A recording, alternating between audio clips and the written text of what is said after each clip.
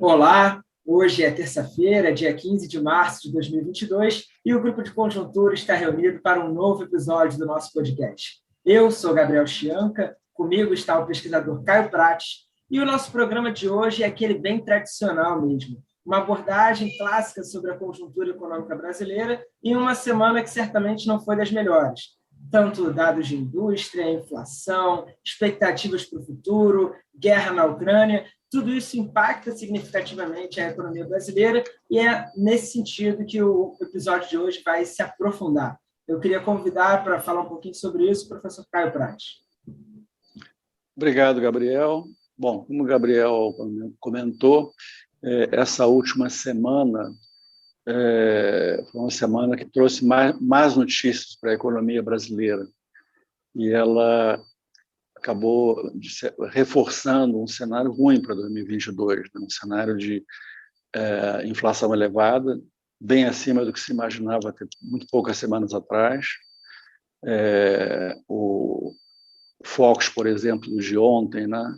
Aquela pesquisa junto ao mercado que o Banco Central divulga toda segunda-feira, já mostra uma inflação de 6,5%, a inflação deu um salto para 6,5%, e, ao mesmo tempo, além da inflação alta, perspectivas de um desempenho fraco do PIB, um crescimento fraco. Focus de ontem está com 0,5% de crescimento para esse ano.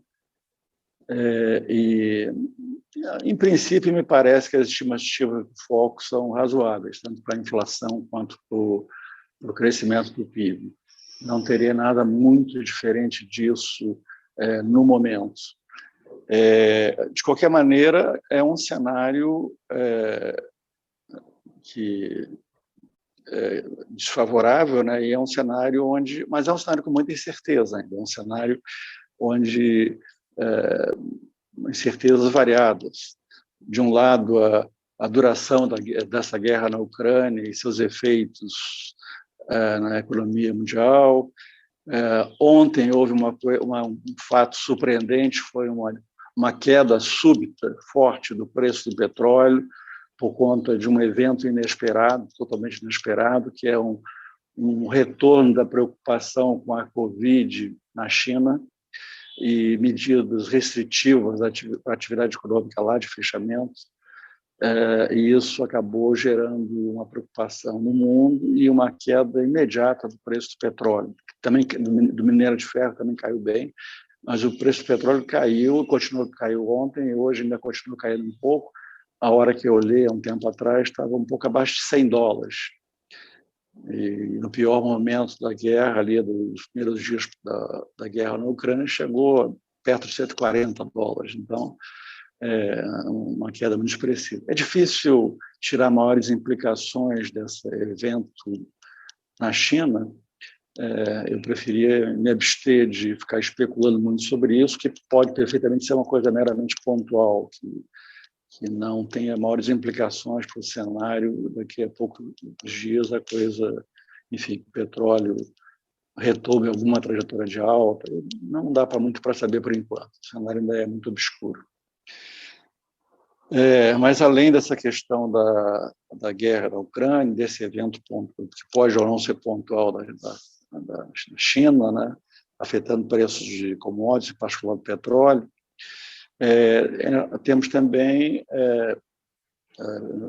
por trás dessas incertezas, uma questão crucial, que é a forma pela qual os riscos fiscais e eleitorais, que continuam muito presentes na economia brasileira, como é que eles vão afetar as condições financeiras, de modo geral.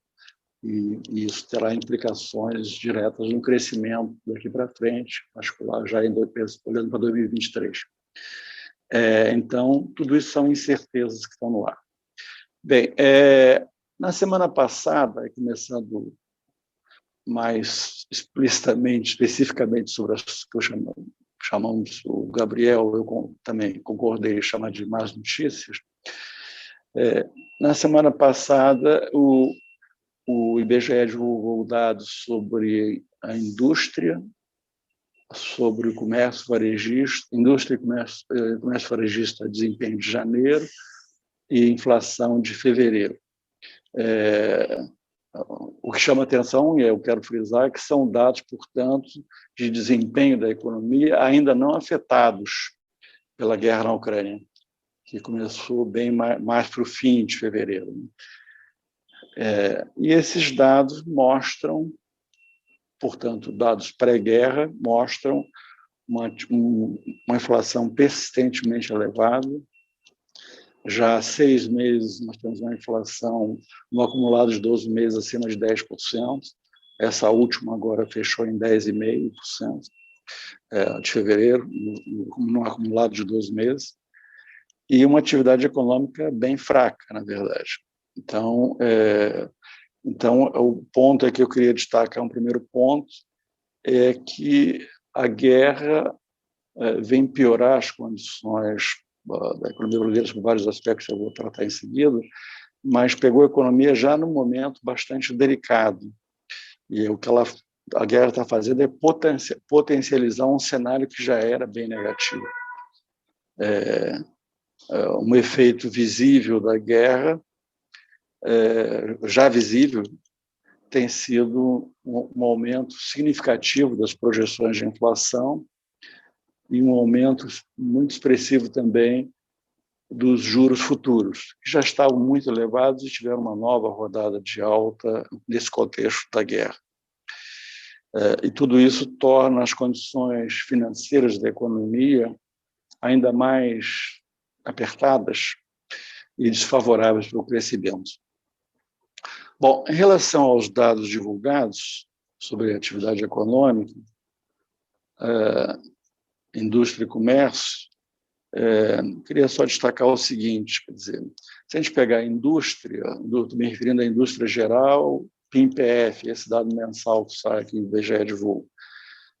Por esse conceito, a indústria no ano passado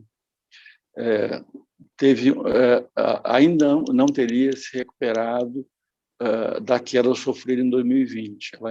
A indústria no ano como um todo, 2021, ficou 0,7 abaixo do seu nível de produção no ano como um todo de 2019, no ano pré-pandemia.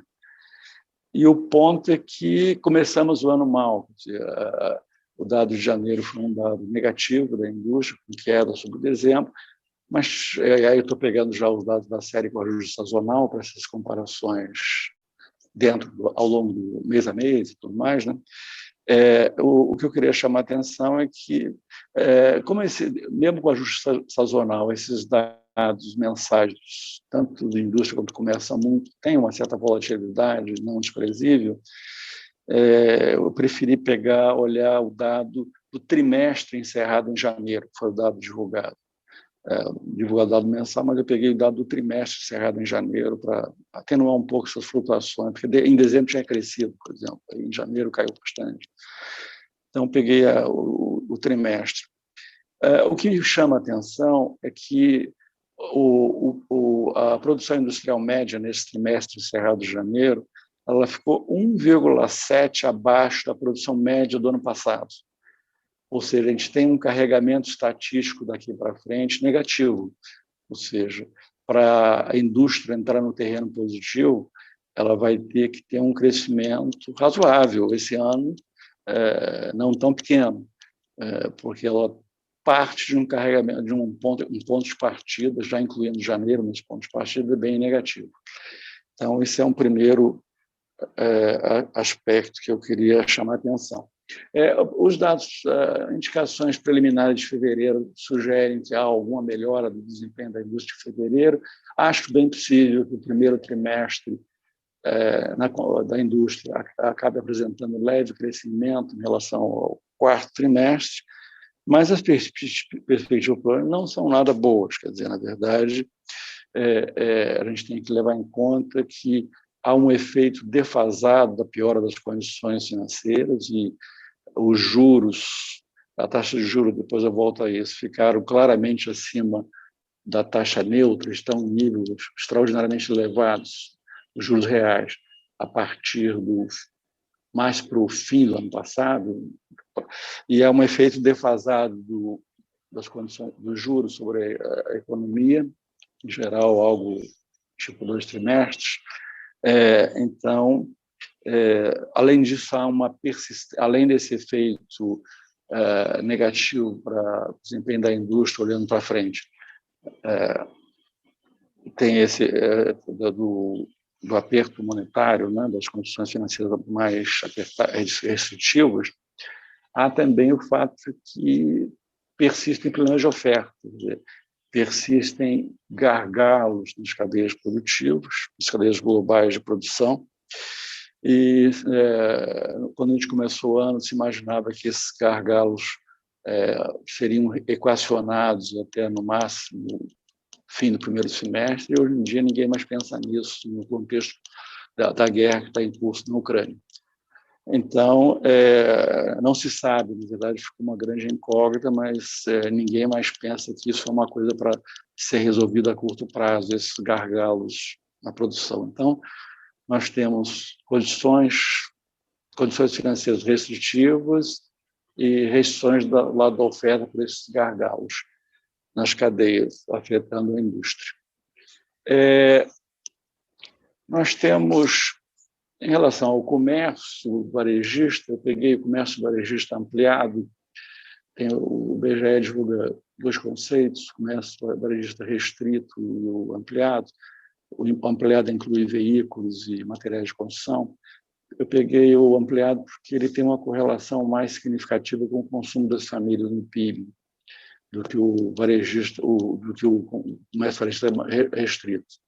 E esse dado do comércio varejista ampliado também não foram nada bons.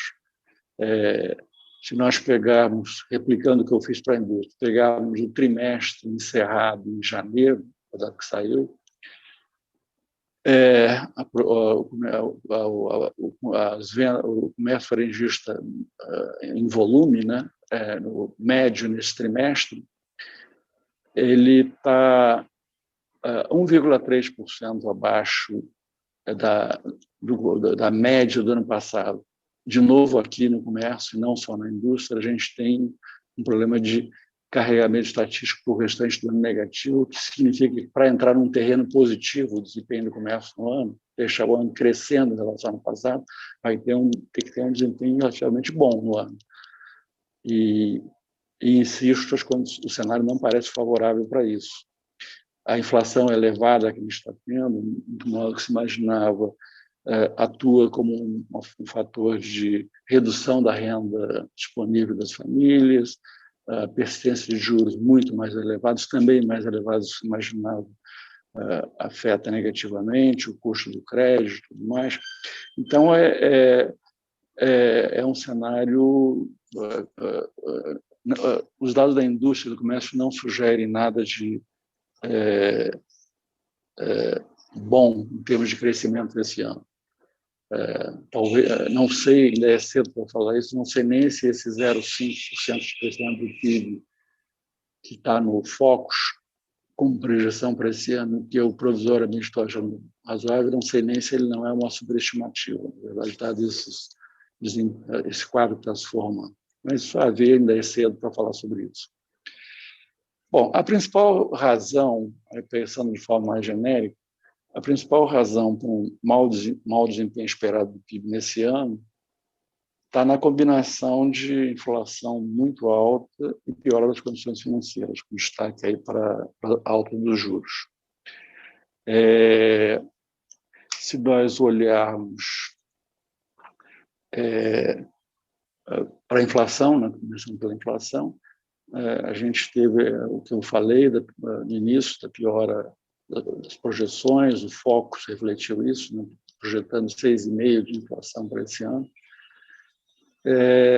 E esse aumento das projeções de inflação muito associado ao contexto da guerra na Ucrânia, porque isso gerou uma disparada dos preços de petróleo, grãos, metais, fertilizantes, percepção, como eu falei, que os gargalos das cadeias de produção globais vão demorar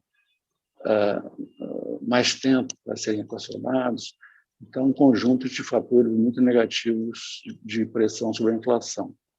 Há essa incógnita, que eu deixo no ar, para ninguém, não temos condições de avaliar isso, da queda do preço do petróleo ontem e hoje, em função desse evento na China. fica isso como uma questão a ser acompanhada nos próximos dias. Então, do lado da inflação, nós temos essa piora essa nova rodada de piora da inflação, que já vinha muito mal comportada, como o próprio dado divulgado na sexta do IBGE pré-guerra já mostrava, mas esse quadro se agravou com a guerra, uma disparada dos preços de commodities, etc. Do lado das condições financeiras, a resposta a essa piora das projeções de inflação foi um aumento significativo dos juros futuros, que torna ainda mais as condições financeiras mais apertadas e mais desfavoráveis para o crescimento desse ano. Aliás, sobre essa questão dos juros futuros, uma coisa que chama a atenção nesse ano é o seguinte: nós começamos esse ano com algumas surpresas muito positivas. A principal delas foi a forte apreciação do real, coisa que ninguém estava imaginando que fosse ocorrer, ainda mais num contexto em que o Fed, lá, o Banco Central Americano, estava sinalizando endurecimento da política monetária, que tradicionalmente seria um fator para desvalorizar o real e não apreciar. Mas, então, nós tivemos uma queda do dólar, uma alta da bolsa, já volto à queda do dólar, mas só para fechar, dar o contexto, queda do dólar, uma alta relevante da bolsa, muito em cima da entrada muito grande de investidores estrangeiros no país, e mais uma outra variável-chave, e a principal para a atividade econômica, que são os juros futuros, eles não responderam positivamente. Quer dizer, ele teve bom desempenho de duas variáveis que compõem esse mix que a gente chama de condições financeiras, a queda, o câmbio e a bolsa, mas isso não correspondeu a um comportamento favorável dos juros futuros. Se a gente olhar os juros futuros desde o início do ano, a gente vai ver que eles têm uma persistente trajetória de alta em todos os seus prazos, não só os mais curtos, que estão mais ligados à questão da preocupação com a inflação e a resposta do Banco Central à alta da inflação, mas os juros mais longos, que também costumam ser afetados muito afetados pela incerteza fiscal. E esse é um ano complicado desse ponto de vista, porque nós temos uma incerteza fiscal num contexto de eleições e de um novo governo ano que vem. Então, o que tende a potencializar essa incerteza, porque hoje há um franco favoritismo do Lula, só que não se tem muita ideia do que será o tratamento pelo Lula da questão fiscal. Então, isso é um fator de incerteza evidente. Essa aqui é só para passar, essa queda do dólar, na verdade, como eu falei que foi inesperada, só para não deixar isso assim solto, na verdade, os argumentos que têm sido mais usados para explicar isso é basicamente à medida que o Fed anunciava o aperto da política monetária, o endurecimento da política monetária nos Estados Unidos, houve uma rotação de carteiras no sentido de saída dos investidores de ativos cujo desempenho está mais ligados ao crescimento, tipicamente, por exemplo, ações do setor de tecnologia, e uma migração em direção, uma busca no mundo dos investidores por ativos mais rentáveis nesse momento. E, nesse momento, preços de commodities já vinham, antes não só a guerra apenas potencializou bastante isso, mas já vinha um processo de alta de preços de ativos, então, de preços de commodities. Então, houve toda uma migração de investidores estrangeiros em direção a ativos ligados a commodities. E o Brasil foi particularmente privilegiado nesse contexto, não só pela relevância das commodities para a economia brasileira, mas porque os juros no Brasil tinham subido bastante, subiram bastante, elas continuam em alta. Então, isso funciona como um atrativo adicional para os investidores estrangeiros. Os juros é muito diferente dos Estados Unidos, que ficou retardando ao máximo, só agora, amanhã, né, vai começar o início do seu ciclo de alta de juros.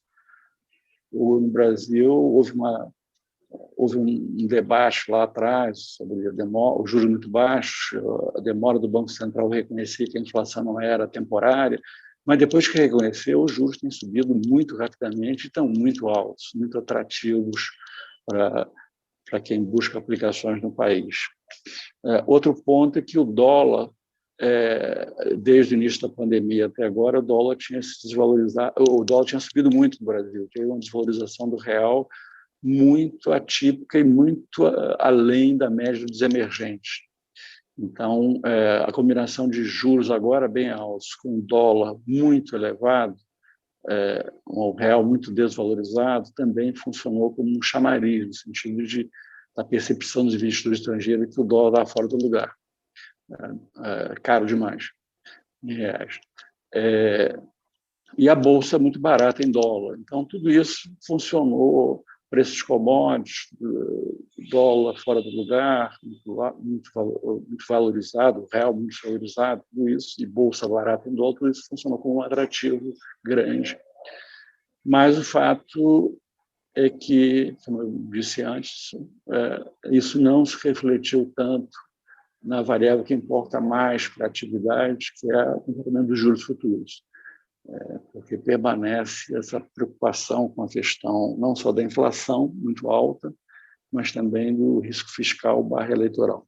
Então é isso, Gabriel. Certo, Caio. Acho que tivemos um giro bem completo da conjuntura econômica brasileira nessa semana de mais notícias, e que uma coisa importante que você destacou é que são mais notícias que já vinham se construindo antes dos efeitos da guerra na Ucrânia chegarem com mais força por aqui, e trazem preocupações, inclusive, para a persistência inflacionária nos próximos anos. Esse foi mais um episódio do nosso podcast do Grupo de Conjuntura, sempre disponível aqui no nosso canal no YouTube e também no nosso canal lá no Spotify e nas principais plataformas de streaming.